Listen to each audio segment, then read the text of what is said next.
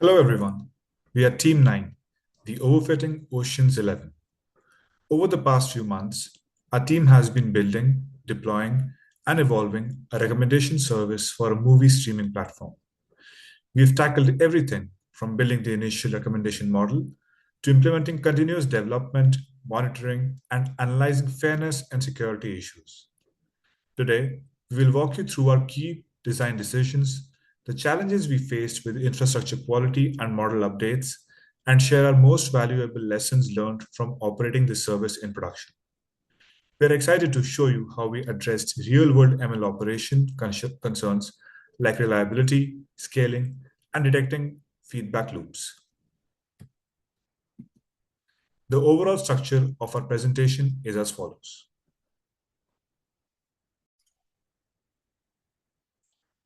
This slide shows the data preprocessing pipeline for our movie recommendation system.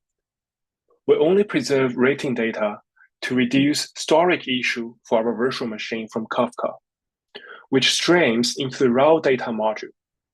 Here, an independent validator checks the rating value and timestamp format to ensure basic correctness. From each rating record, we extract the user ID and movie ID and then make API requests to fetch the corresponding user and movie details. During this process, the validator also verifies whether the return data satisfy the required schema. Finally, we incrementally store the clean and structured data into three tables: user, movie, and rating. This serves as the foundation for regular model retraining, ensuring the system stays updated with new inputs while maintaining data quality and consistency. Now I'll be talking about model architecture. Our finalized model architecture is built based on collaborative filtering by adding neural nets as model architecture and adding features as input.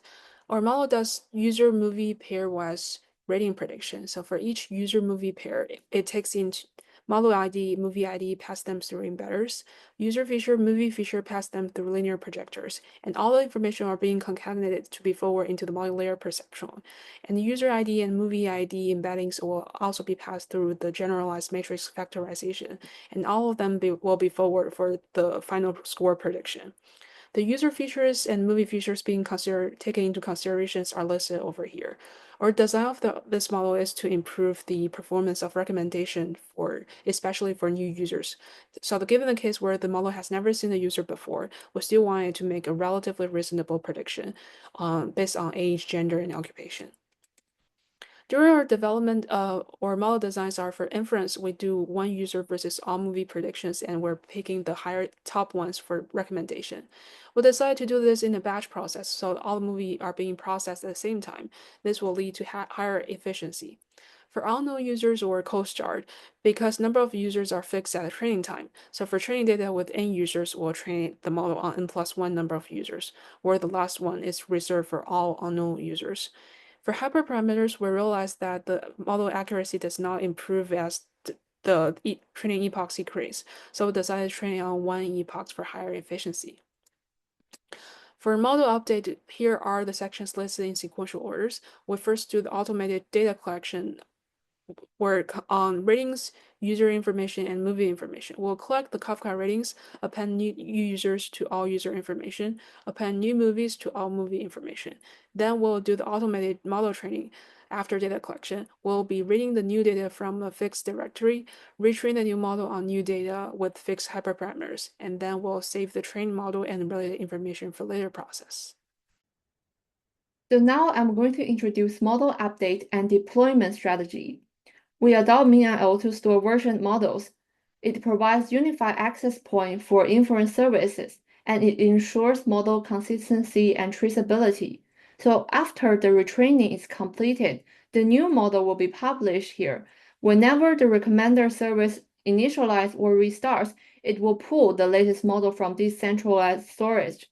The advantage of this solution is that we reduce the time to switch model to minimum by decreasing the time to rebuild containers. In addition, recommender services restarts are triggered both manually and automatically by cron job. In the next part, I'm going to briefly introduce containerization solution and CI workflows. Our recommender services are deployed with Docker. Several Flask projects are packaged into isolated containers, and an Nginx reverse proxy is used to route request traffic. The containers are orchestrated by Docker Compose. And for CI workflow, we adopt GitHub Actions and will do 2 CI workflows whenever we update code to the main branch. The first workflow is to do dependency check by verifying container image creation. Another one is run PyTest scripts, which will do unit tests and integration tests. Our provenance system creates end-to-end traceability for our recommendation service while clearly separating internal data tracking from service output. Starting with our ML training pipeline at the top left, when a model is trained, the provenance capture function collects essential data. In the provenance collection box, you can see that 3 critical elements we track: the model version, the training and validation data files, and the code version including Git and Docker details. All this information flows into our provenance storage system at the bottom, which maintains a structured history directory and a central model index for efficient lookups. For inference time, the process begins when the API request handler receives a user query. Our system then uses the generate recommendation step to produce predictions with the current model. The provenance logger function connects to our storage system through the provenance lookup step, which identifies the current model and retrieves its complete history. This information then flows into internal logging, which has 2 distinct outputs, as you can see at the bottom: the traceability chain for internal use and the user response, which contains only the recommendations. Regarding the key benefits, this architecture delivers 3 major advantages.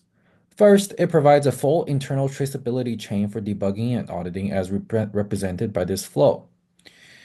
Second, it maintains a clear separation between our internal tracking and what the user experiences. And finally, for any recommendation, we can answer the critical questions of what model generated it, what code version was used to train that model, and precisely what data it learned from. What you see before you isn't just a summary of our project. It's the blueprint of exceptional teamwork. From day one, we established a foundation of open communication and mutual respect that carried us through every milestone. At the center of our success was a strong team dynamic where expertise was shared organically, creating knowledge transfer that benefited everyone. When facing our most technically challenging milestone, M3, our team didn't just survive, we thrived. Rather than buckling under pressure, team members proactively stepped up, volunteering for tasks based on their strengths while supporting others when blockers emerged. One perfect example was during our infrastructure deployment challenges.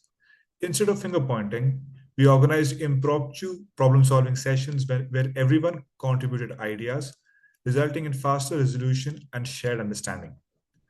Our dynamic task allocation system ensured balanced workloads throughout the project, while our adaptability allowed us to pivot quickly when requirements evolved. The result? Not just successfully delivering across all milestones, but a team culture where technical excellence and personal growth flourished simultaneously. This project proves what we have always believed. When team members trust each other, communicate openly, and support each other's growth, even the most complex challenges become manageable. This isn't just how we completed this project, it's how we strive to approach every challenge going forward. We hope you enjoyed an overview of our journey in this course presented in the form of this presentation. Thank you very much.